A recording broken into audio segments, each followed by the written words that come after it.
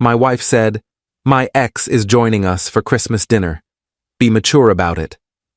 I nodded, of course. What she didn't know was that I invited her ex's fiancé too. The dinner table turned into a scene nobody in my family will ever forget. I'm Derek, 29, and I've been married to my wife Vanessa for 3 years. This Christmas was supposed to be like every other, my parents hosting, my sister and her kids running around, good food, the usual family chaos. Until 2 weeks before the holiday, when Vanessa dropped a bomb that changed everything. We were in the kitchen on a Tuesday night. I was making pasta, she was scrolling through her phone, and out of nowhere she said, "So I invited Marcus to Christmas dinner at your parents' place." I stopped stirring. Marcus? Your ex? Marcus? Yeah, she said casually, not even looking up. He's going through a rough time and doesn't have family in the area. I thought it would be nice. Let me give you context. Marcus is Vanessa's ex-boyfriend from college. They dated for 3 years, broke up about 6 months before she and I met.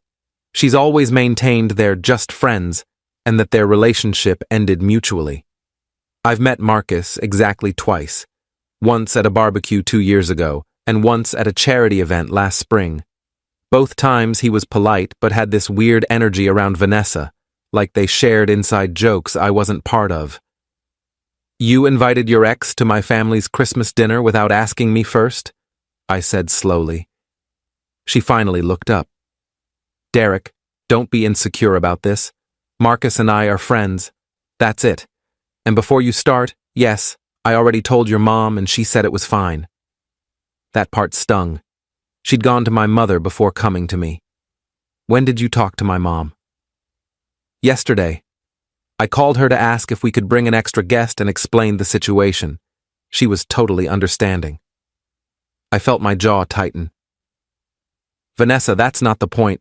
You should have asked me first. It's weird to invite an ex to a family holiday." "It's only weird if you make it weird," she said, her tone getting sharper. "Marcus is going through a breakup and I'm being a good friend. I need you to be mature about this." There it was. The "be mature" line. Like I was a child throwing a tantrum instead of a husband whose wife just made a unilateral decision about our holiday plans. "Fine," I said. "He can come." She smiled. "Thank you." I knew you'd understand. I didn't understand. Not even a little bit. But I nodded and went back to stirring pasta while my brain started working overtime. That night, after Vanessa went to bed, I did something I'm not proud of, but don't regret. I went through her phone. I know, invasion of privacy, breach of trust, all of that. But something felt off, and I needed to know if my gut was right. What I found was worse than I expected. Vanessa and Marcus had been texting constantly, multiple times a day for the past 2 months. Nothing explicitly inappropriate, but the tone was way too familiar. Lots of inside jokes, lots of remember when messages, lots of her complaining about me. There was one message from 3 weeks ago that made my blood boil. "I miss what we had. Things were simpler." And her response, "I know." Sometimes I wonder what would have happened if we'd tried harder. I took screenshots, sent them to myself, deleted the evidence that I'd done so. The next day, I did some digging. Turns out Marcus hadn't gone through a breakup recently. He'd gotten engaged 4 months ago. I found his fiancée's Instagram pretty easily. Her name was Claire, and she seemed nice. Lots of photos of her and Marcus hiking, at restaurants, looking happy. There was even a photo from Thanksgiving with the caption, "Grateful for this man and our future together." So, Vanessa had lied. Marcus wasn't going through a rough time. And if Claire didn't know her fiancé was spending Christmas with his ex-girlfriend, well, that seemed like information she deserved to have. I created a burner Instagram account and sent Claire a DM, kept it simple and factual. "Hi, Claire. You don't know me, but I'm married to Marcus's ex-girlfriend, Vanessa. She invited him to spend Christmas with our family, and I thought you should know, since from your posts it seems like you two are engaged. If you want to talk, here's my number. She messaged me back within an hour. We moved to text. She had no idea Marcus was spending Christmas with Vanessa. In fact, Marcus had told her he was going to a work colleague's holiday party. Claire was upset, but also grateful I'd reached out. We talked for about 30 minutes, and by the end of the conversation, I'd invited her to Christmas dinner too. "Are you sure?" she asked. "Won't that be awkward?" "Probably," I said.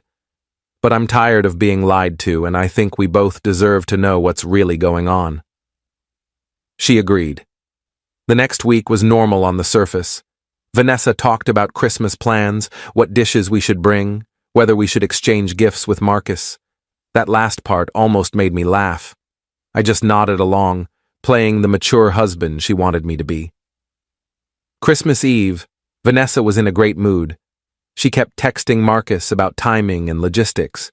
I heard her on the phone with him that night, confirming he'd arrive at my parents' house around 2 p.m. She was practically giddy.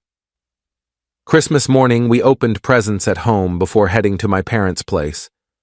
Vanessa got me a watch I'd mentioned months ago. I got her a necklace. We smiled and kissed and pretended everything was fine. We arrived at my parents' house around 1 p.m. My mom had gone all out, full turkey spread, 3 types of potatoes, green beans, rolls, pies. My dad was watching football. My sister Lauren was wrangling her 2 kids. It felt normal and warm, and I almost felt guilty for what I was about to do. Almost. Marcus showed up at 2:15 p.m. He brought wine and a charm that made my mom love him immediately. Vanessa lit up when he walked in, gave him a long hug that lasted about 3 seconds too long. I shook his hand firmly, smiled, and said, "Good to see you, man." "Thanks for having me," he said. "I really appreciate it." We all settled into the living room. Marcus fit right in, laughing at my dad's jokes, asking my sister about her kids. Vanessa kept finding excuses to sit next to him, to touch his arm when she laughed. I watched it all with a calm I didn't actually feel. At 2:45 p.m. the doorbell rang. "I'll get it," I said, standing up quickly. I opened the door to find Claire standing there in a red sweater, holding a bottle of wine, looking nervous but determined. "You must be Derek," she said. "Claire," I said warmly. "Thanks for coming. Come on in." I led her into the living room. The reaction was instantaneous. Vanessa's face went white. Marcus literally stood up so fast he knocked over his beer. "Claire?" Marcus said, his voice cracking. "What are you doing here?" "I was invited," Claire said calmly, looking at me. "Derek was kind enough to include me when he heard you'd be spending Christmas with your ex-girlfriend." The room went completely silent. My mom looked confused. My dad muted the TV. Lauren's eyes went wide. "Derek," Vanessa said slowly, standing up. "What is this?" "This is Claire," I said pleasantly. "Marcus's fiancée. Marcus, I don't think you mentioned to Claire that you were spending Christmas with Vanessa. And Vanessa, I don't think you mentioned to me that Marcus is engaged. So I thought we should all spend the holiday together. You know, be mature about it." I used her words, her exact words. Marcus looked like he wanted to disappear into the floor. "Claire, I can explain." "Explain what?" Claire said, her voice shaking now. "Explain why you told me you were going to a work party? Explain why you're spending Christmas with your ex-girlfriend and her family without mentioning it to me? Explain why Derek had to be the one to tell me what you were doing?" "It's not like that," Marcus started. "Then what is it like?" she shot back. Vanessa turned to me, her face red now. "Derek, this is insane. You invited his fiancée to embarrass me?" "I invited her because she deserved to know where her fiancé was," I said calmly. "Just like I deserve to know that you've been texting your ex constantly and telling him you miss what you had." Her face went from red to pale. "You went through my phone?" "I did," I admitted. "And I found a lot of interesting conversations. Want me to share them with everyone?" My mom finally spoke up. "What on earth is happening right now? Lauren was recording on her phone. I didn't stop her. Marcus tried to approach Claire. Baby, please, let me explain. Vanessa and I are just friends. She was going through some stuff and needed support. I wasn't going through anything, Vanessa snapped at him. What are you talking about? And just like that, their stories fell apart.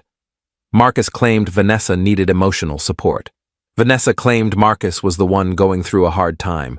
Neither story matched what they'd told other people. They were both lying, and they'd been caught. Claire looked at Marcus with disgust. We're done. Completely done. Don't come home tonight. Don't call me. I'll have my brother pack up your stuff. She turned to me. Thank you for telling me. I'm sorry I came to your family's Christmas, but I'm glad I know the truth. You're welcome to stay for dinner if you want, my mom said quietly, and I loved her for that. Claire shook her head. I think I need to go. But thank you. She left. Marcus stood there frozen for a moment, then grabbed his coat and followed her out without another word.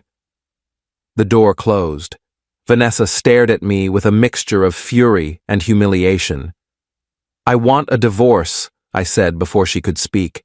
I've already contacted a lawyer. You can stay at your sister's place until we figure out living arrangements. Derek, she started. No, I interrupted. You brought your ex to my family's Christmas. You lied to me about why. You've been emotionally cheating on me for months. You made me feel crazy for being uncomfortable. So no, we're done. She looked around the room, at my parents, at Lauren, at the dinner table set for a holiday that was now completely ruined, and I watched her realize she had no allies here. She grabbed her purse and left without another word. Update 1. Christmas dinner was awkward, but we got through it. My mom kept apologizing for not asking more questions when Vanessa called about bringing Marcus. My dad said I'd handled it well.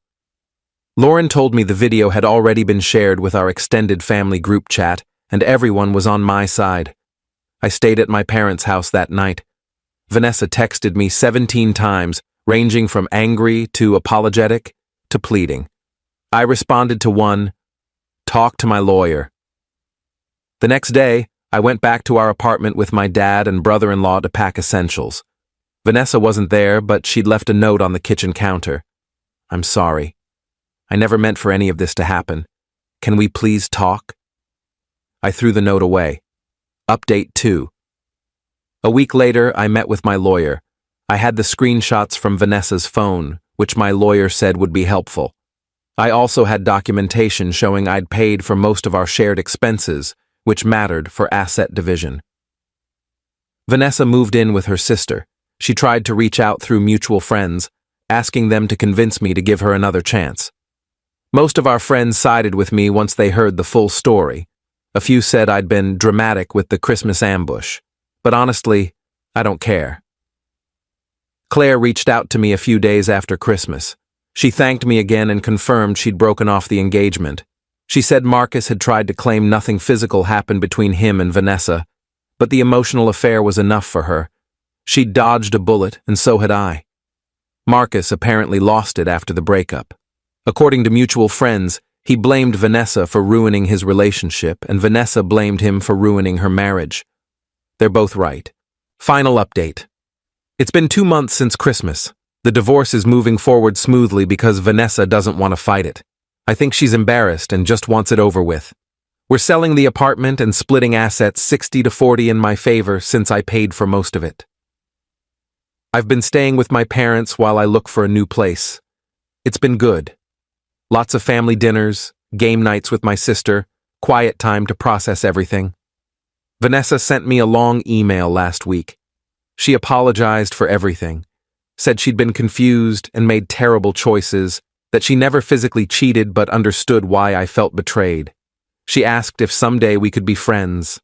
I didn't respond. Maybe someday I'll feel differently, but right now, I just want her out of my life.